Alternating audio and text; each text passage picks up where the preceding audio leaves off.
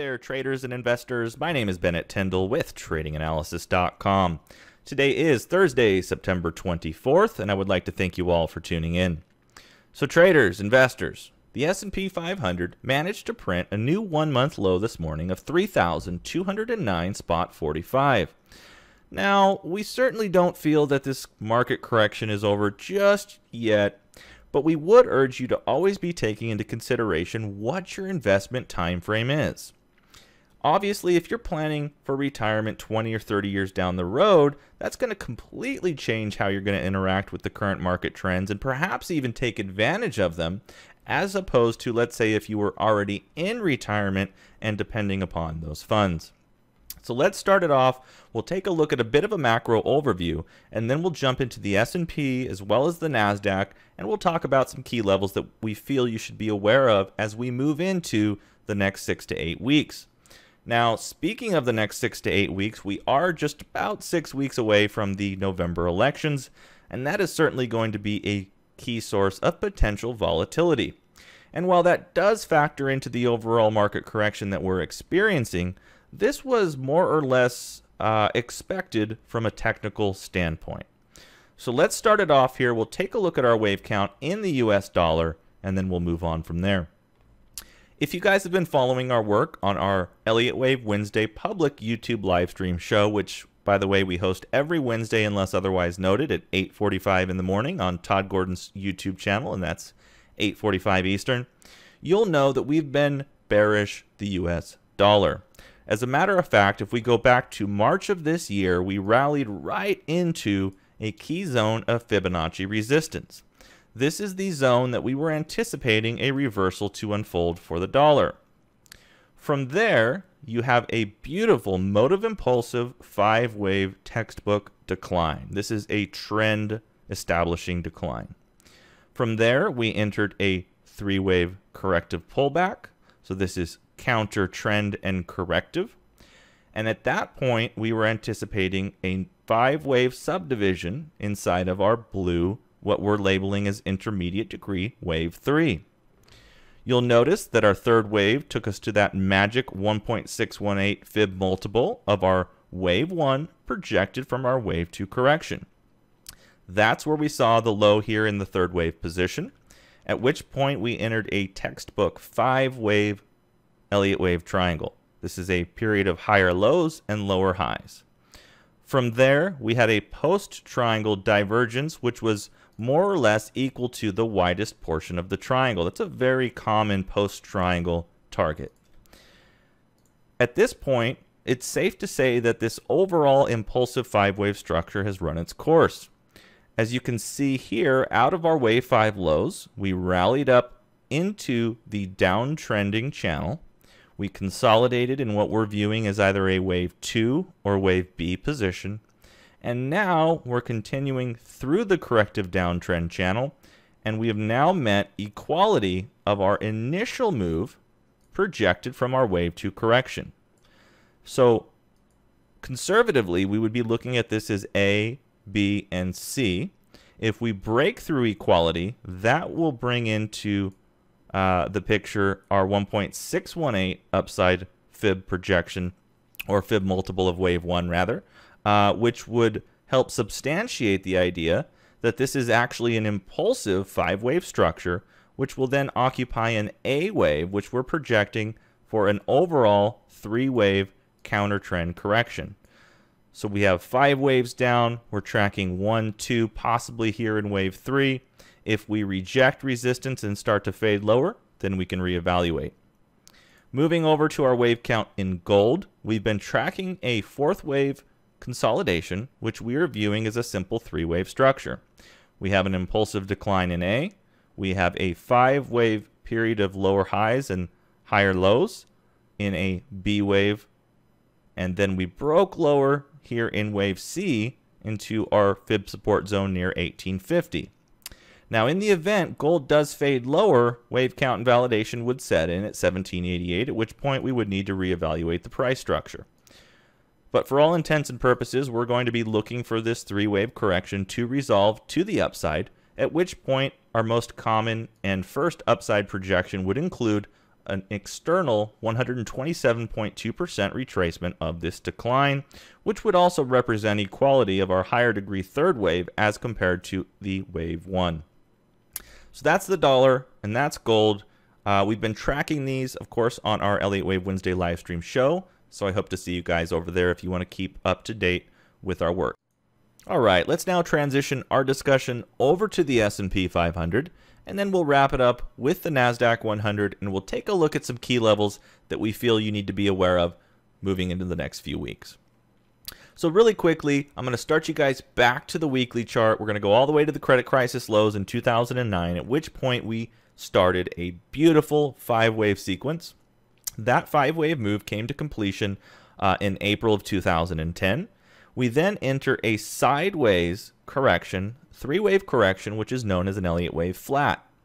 From there, if you were to take a simple Fibonacci measurement of this wave 1 and project it from your wave 2 correction and look for that 1.618 upside multiple in the wave 3 position, you'll notice that is right about where the overall third wave did come to completion.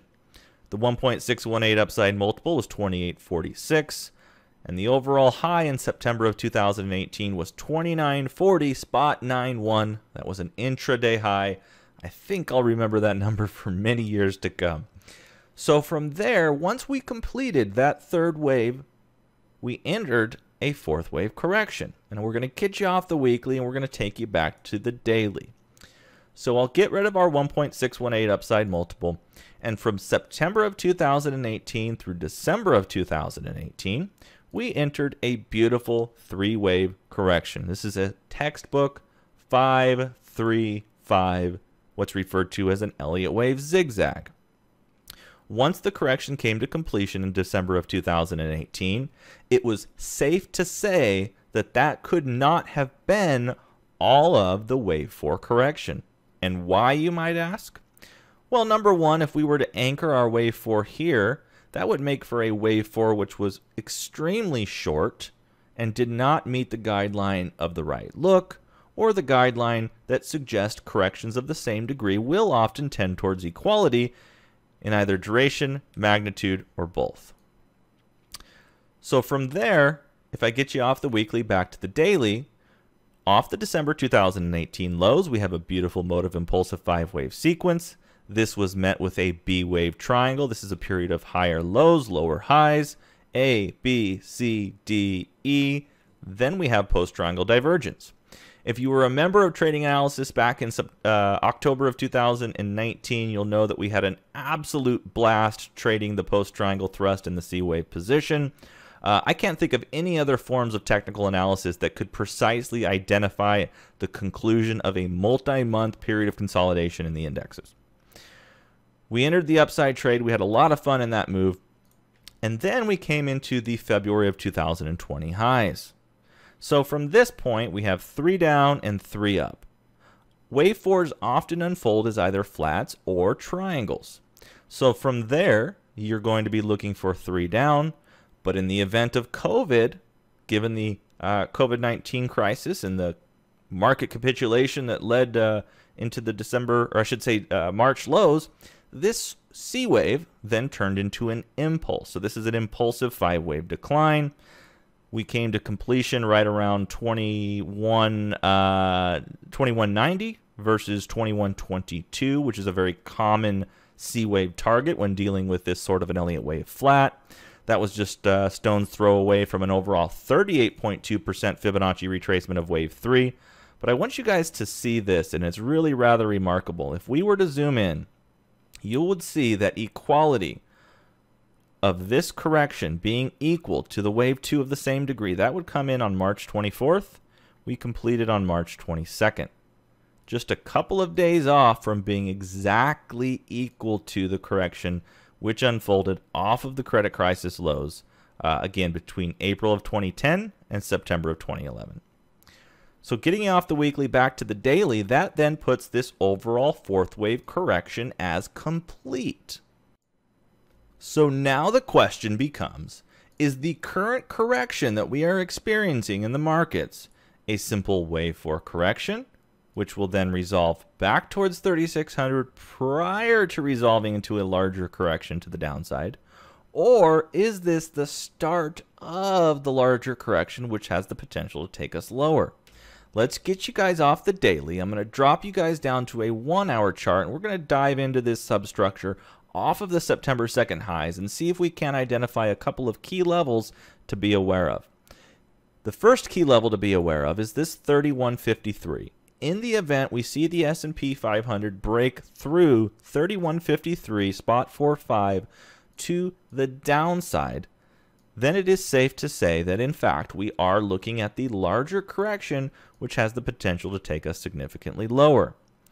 If we hold that 3153 and complete the required subdivision, which we're going to look at in just a second, then just maybe this was just a brief correction which resolves higher.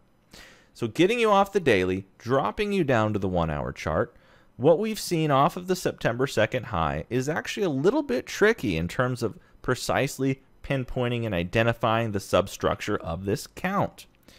We're looking at this as a leading diagonal in an A wave position. We then move up in B, we move impulsively lower in C. That creates W of an overall WXY complex correction.